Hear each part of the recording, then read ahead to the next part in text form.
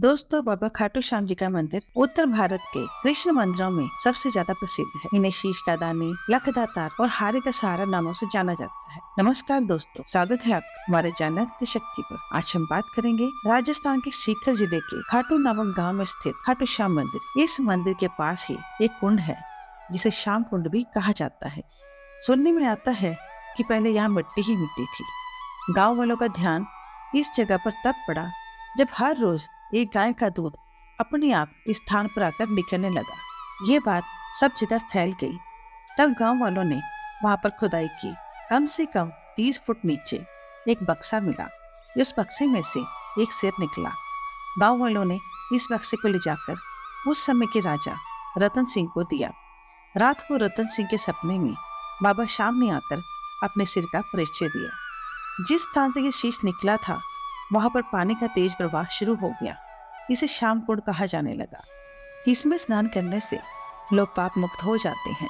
अगर किसी दंपति के पुत्र ना हो तो यहाँ पर स्नान करने से पुत्र रत्न की प्राप्ति हो जाती है। बाबा श्याम का असली नाम बर्बरिक है। ये घटोत्कच और मौलवी के पुत्र हैं। पांडुपुत्र भीम और हिडम्बा श्याम बाबा के दादा दादी हैं। बर्बरिक के बाल जन्म से ही घुंघराले थे, जिसके कारण उनकी दादी हिडम्बा ने उन्हें बर्बरिक नाम दिया था। कहते हैं कि बर्बरिक जन्म के कुछ घंटों में ही युवा हो गए थे। बर्बरिक अपनी माँ की ही तरह देवी आदिशक्ति के अनन्य भक्त थे। उन्हीं की तपस्या के फलस्वरूप माँ आदिशक्ति ने उन्हें वरदान में 3 तीर दिए थे। बर्बरिक बड़े से बड़े युद्ध का निर्णय अपने एक ही तीर से कर सकते थे। एक अन्य कथा के अनुसार श्री कृष्ण को बर्बरिक का गुरु कहा जाता है। बर्बरिक महाभारत का युद्ध देखने की इच्छा से रणभूमि पहुंचे थे। श्री कृष्ण ने बर्बरिक की परीक्षा लेने के लिए एक पेड़ के सभी पत्तों को एक ही बाण में भेदने को कहा। इस सब के दौरान श्री कृष्ण ने एक पत्ता अपने पैर के नीचे दबा लिया था। अब बाण श्री कृष्ण के चरणों को बीन तो नहीं सकता था, इसलिए उनके चरणों के इर्द गिर्द घूमने लगा। तब माँ आदिशक्ति ने उनसे आग्रह किया कि वे अपना पैर हटा लें, नहीं तो उनका वरदान मिथ्या हो जाएगा। तब श्री कृष्ण ने पत्ते से पैर हटा लिया और देवी से कहा कि हे देवी, आपका वरदान मिथ्या नहीं होगा। भविष्य में मेरे पैर का यह हिस्सा कमजोर हो जाएगा और ये मेरी मृत्यु का कारण बनेगा। इस परीक्षा के बाद श्री कृष्ण ने बर्बरिक से पूछा कि वो किस तरफ से युद्ध लड़ना चाहेगा। तब बर्बरिक ने कहा कि जो सेना हार रही होगी मैं उसकी तरफ से लड़ूंगा। बर्बरिक का उत्तर सुनकर श्री कृष्ण चिंता में पड़ गए।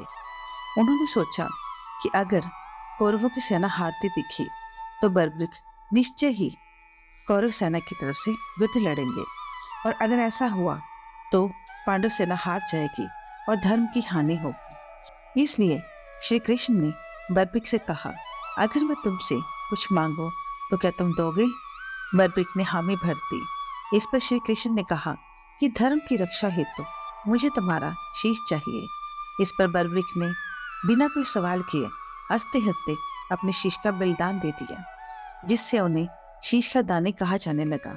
श्री कृष्ण ने उन्हें कलयुग में अपने नाम श्याम से जाने जाने का वरदान दिया और कहा कि जिसकी किस्मत मैं नहीं बदल सकता, तुम उसकी भी किस्मत बदलने का मैं वरदान देता हूँ। और फिर जिस युद्ध को देखने की इच्छा से वह आया था, उसकी शीश को ऊंचे स्थान पर रखकर उसकी युद्ध देखने की इच्छा पूरी की।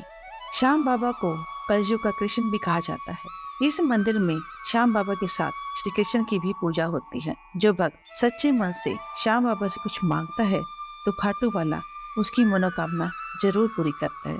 जय बाबा खाटू श्याम जी की।